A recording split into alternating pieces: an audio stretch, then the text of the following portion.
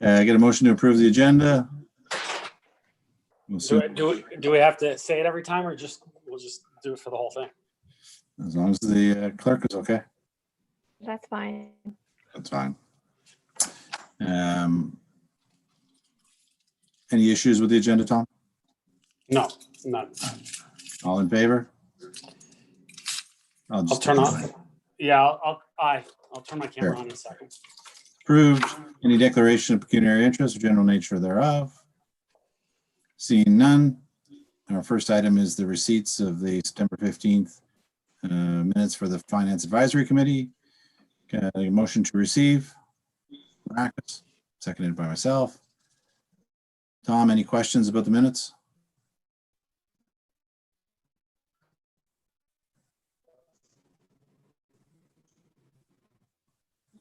Tom, you're lagging. No. Am I still lagging? No, you're good now. Okay. I don't have any questions either, so all in favor? Minutes? Approved. No delegations this evening. So our first item is the Aurora Cultural Center detailed budget review. Rachel is, oh, there's Suzanne. Hi, Michael. So through you, Chair, the Aurora Cultural Center is here to join us for the line-by-line review, and they'd be happy to answer any questions you may have about the item on the agenda. Well, Tom, why don't we start off with just get a motion to receive to put it on the table? Yep. Unfortunately, Councillor Gallo couldn't be with us today, so it's just Marcus and myself. I don't know if the Aurora Cultural Center just wanted to start off with some commentary. Sure. Actually, I'd like to first introduce everyone. I'm Suzanne Haynes, Executive Director for the Aurora Cultural Center. With me also is Eric Acker, who is the President of the Board, Laura Hostick, who is our current Treasurer, and Heidi Franken, who is our past Treasurer. So we are happy to be here to talk through the 2017 through to the 2022 years, which are part of the package. Happy to answer any of the questions. We've had the opportunity to present to you every year, and you get a quarterly report from us every year, every quarter. So you have a lot of information and have received that since we opened. So I know that a lot of this is not new to you at all, but we're happy to answer any questions that you may have. Okay, thanks, Suzanne. Tom, any questions for the board? At this point, no, I do not have. So I don't know if you got my email, Suzanne, but I did send you just a couple in advance. I mean, certainly the questions that had to do with the current status you answered already. So really, I'm interested more about the impact that COVID is having on the organization and your financials. I know in the agenda package you presented to us, it was up until July 31st, 2020. Have you been able to do a little bit more of a forecast and see where you are now in terms of trending towards the year end? Yes, it feels like we've done about 100 contingencies, and I'm sure that everyone feels that way. Yes, you're seeing actuals up to July 31st. That's what was available as of August 28th, 5th, when we were asked to present the package. We certainly have results up until the end of August now.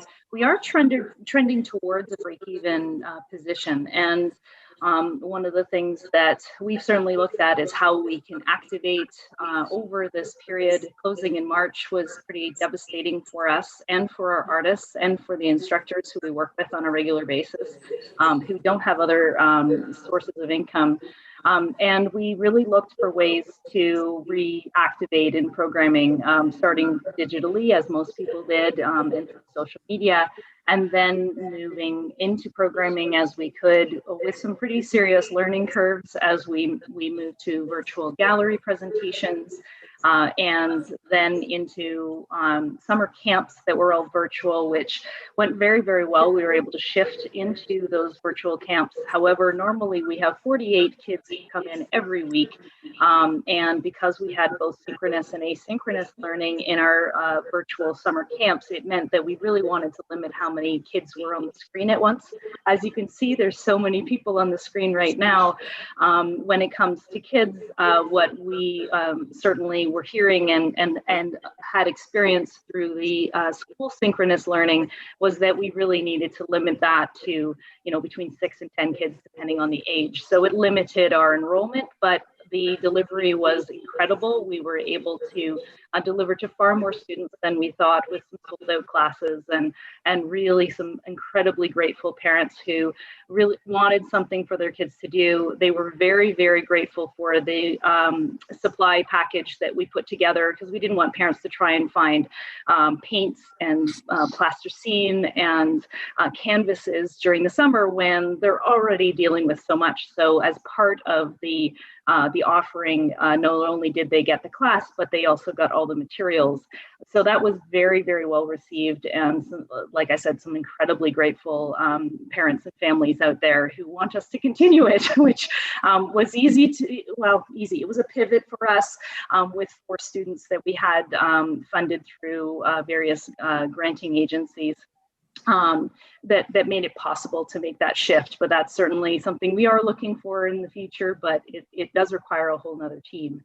And then in the fall, we've done some in-person programming. We had an outdoor concert in the park following on the leadership of the Town of Aurora special events team, and what they were able to build in terms of the concerts in the park on Wednesday nights. We were able to use that same structure and protocol to deliver a family event on September 26th as part of the launch of Culture Days.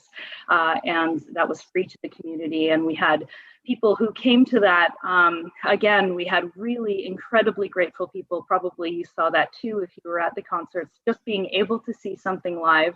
We presented Tribal Vision Dance from 6 Nations, and so certainly a mix of, can we hear these kinds of voices for free in our park, but also just the emotion that comes from patrons who can come in and they say, look, I've really waited for something to happen, and so grateful that Aurora is doing this. So we were able to do that, and we're really touched by how impactful it was for our patrons.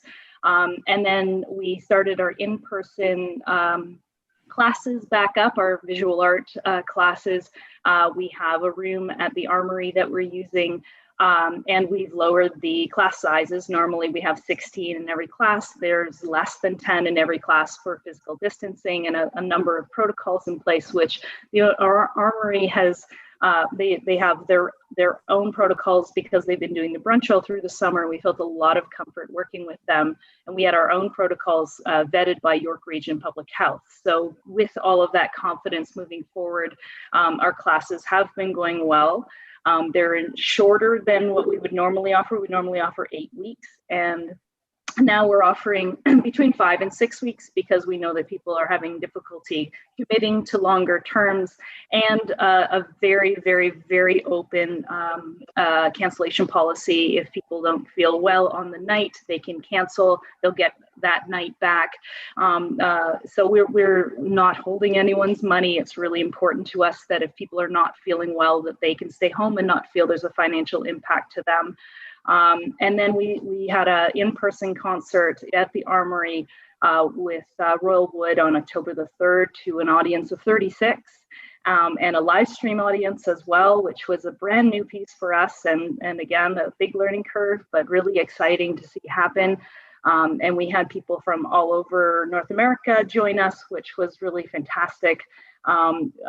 Because of Royal's following, and they found us for the first time. So we hope they'll follow us if we're able to do more of that. So this budget that you see before you reflects some of those things that we knew at the time in August, what we were going to be able to deliver. And we've had, another look at it. We continue to look at it to say, okay, well, what's the live streaming costs? How many people can we get into the room? And we're not tone deaf to the fact that other areas are having to shut down and unable to produce and program. So Looking to the end of the year, we still have another 18,000, 20,000 or so to come in through our programs.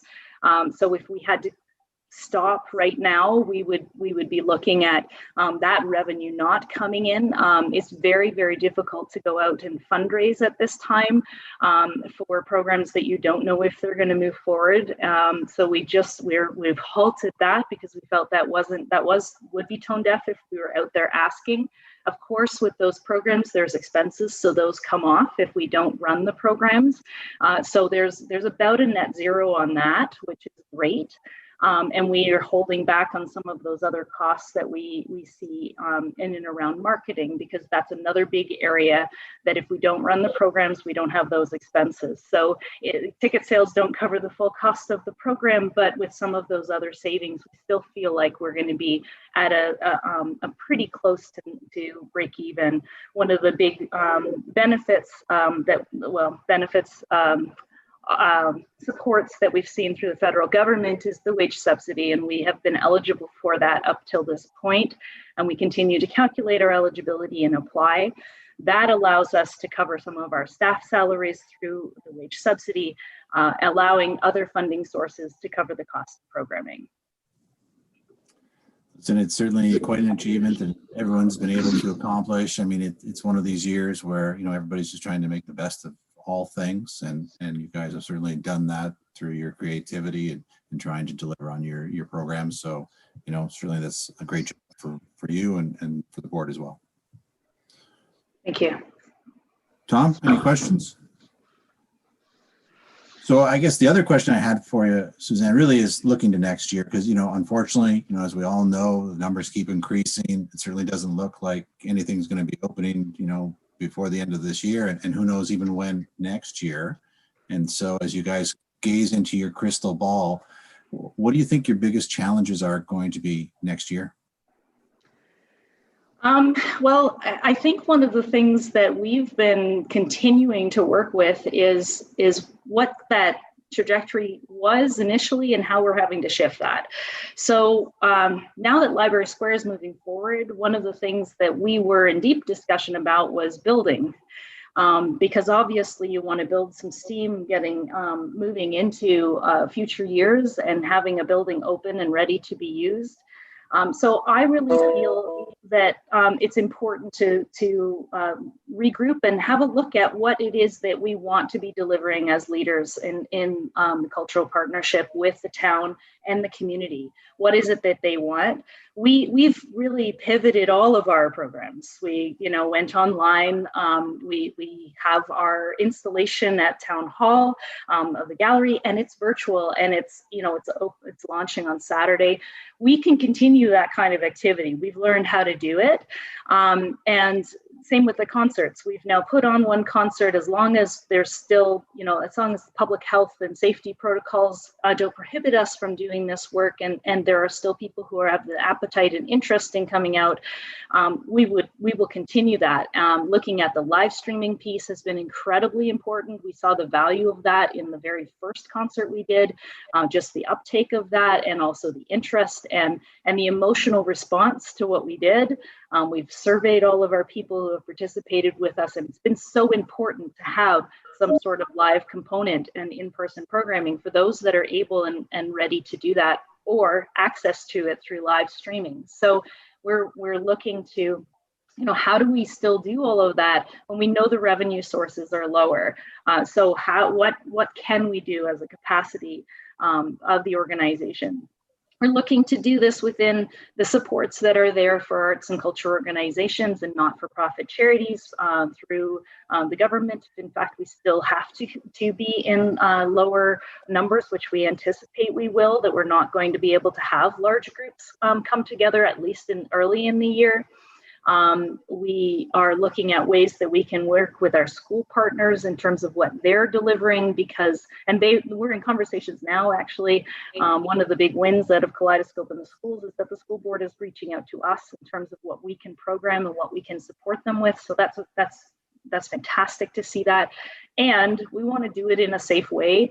And those kids are not getting anything live right now. So there's getting a lot of screens. So how can we work with them, through the funding that we have? What can be funded? What is it that we're able to do? We've been very lucky, and also, grateful to our funding partners that people have not cut funding to arts and culture organizations at all levels of government, even though programming has shifted and changed and the mandate has changed. There's opportunities out there that we're taking advantage of and applying for. So it makes the most sense, like we really want to look at what makes the most sense to put our efforts towards, given that we are having trouble gathering people, which is part of our real focus as an organization, and what is the kind of net result of what the community wants. What are they asking for? How many people can participate? Where can we find those revenue sources? And how can we talk to our fundraising partners to make sure that we can still help grow that as well? Others have had success in that area, and we're gaining some steam around that piece as well for January through to June in terms of what we can deliver and at what value. So it's providing some leadership at this time. It's really interesting to look through our industry because a lot of, the other municipalities around us, as you know, are all shut down. So as the town of Aurora, with the concert series, one of a few communities in Ontario that did something like that, and us as a cultural partner and not-for-profit charity who can continue to program. It's actually, we see it as a real leadership opportunity in York Region. There's only one other municipality that I know that anything is happening. So it's really interesting. I like all the municipalities to be up and running because I think we all benefit from that cultural landscape and ecology. And we have an opportunity as an organization that can move forward to deliver some cultural programming that is super meaningful to the people that have seen it. So, I think our biggest challenge is really how do we continue to look to that readiness for 2022 when the building is done and have the community ready for that. We have a couple of years for that, so I'm not looking to do it all in 2021, but how can we talk about that and help people still have cultural services through that whole period of time, and really looking at what is that balance of the Zoom and digital offering versus in person, because we're seeing some fatigue come through, and we want to make sure that people still have what they need to feel connected and that they can express themselves, and that there's a real opportunity for them to be creative and connect with their neighbors. And there's lots of mental health benefits to all of those things that we've been able to do in the past and just are having challenges doing it. So financially, we're looking at what do we put our money to have the biggest bang for our community, given what they've asked of us so far, and how can we ensure that we continue on some sort of growth and leadership so that there's that cultural appetite that is still vetted every year as we build towards Library Square. For sure, continuity is going to be a challenge. I'm sure at the start of the year, you thought your biggest problem was just moving out of the building and yes. And interestingly, dealing with both at the same time. And so, for sure, it's been a very challenging year to have both hit at the same time, for sure. And interestingly, knowing that we were going to be off-site, we had some relationships in place, like the Armory, who have been so welcoming and ready for us in a way to come in and do some of this work. So, but yes, it's definitely been a lot of shifting and moving and contingency planning.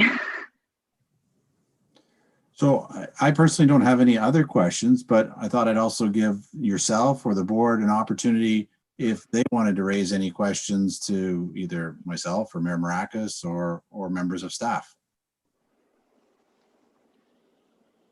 I see we're good.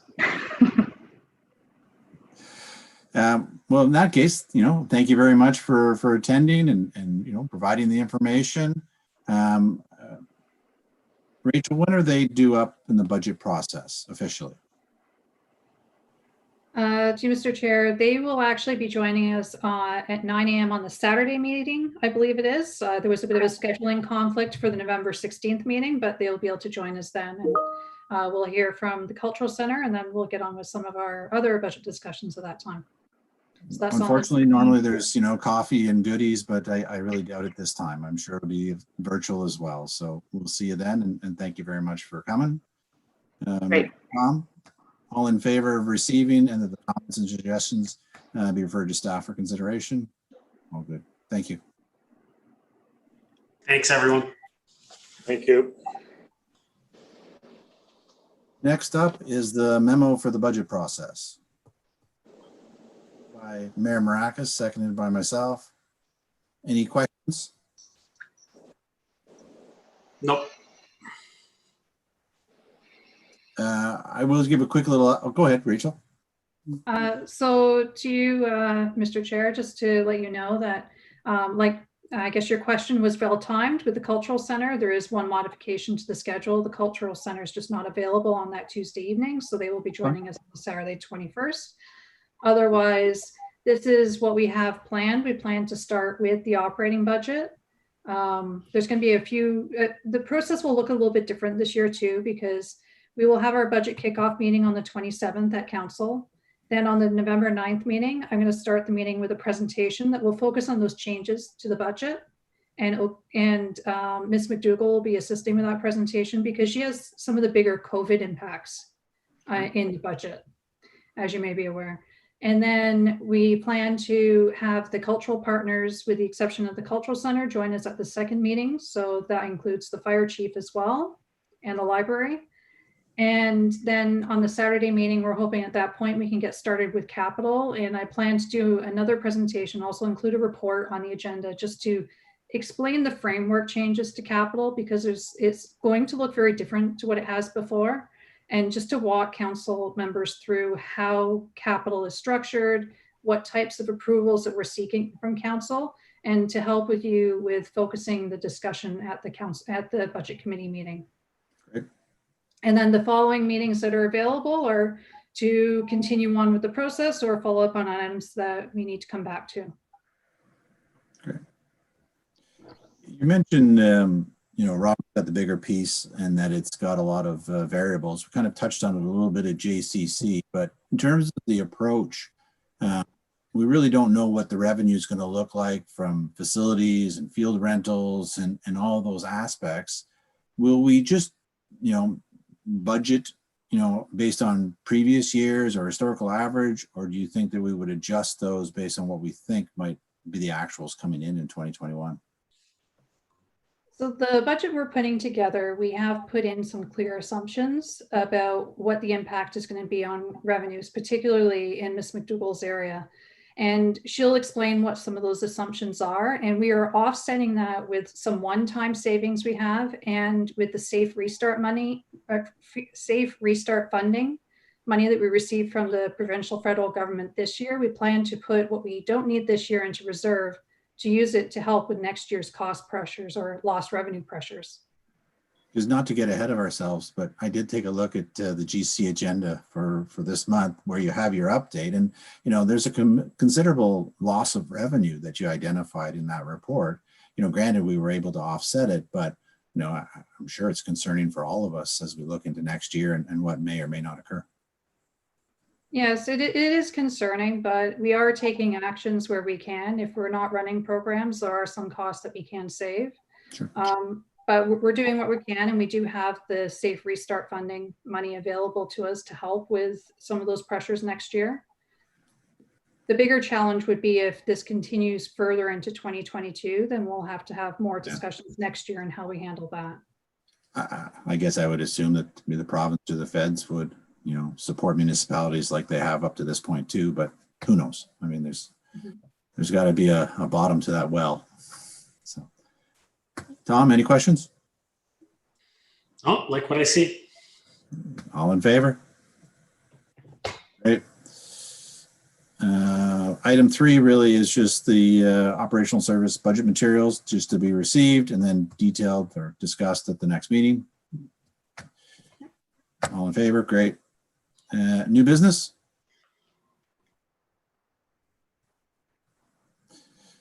No. Any update on the region and us going to following the GTA? As far as, you mean as far as stage two, modified stage two? Not, Yeah. no update at this point. Great. Okay. Well, motion to adjourn. Thanks, everyone. Thank you.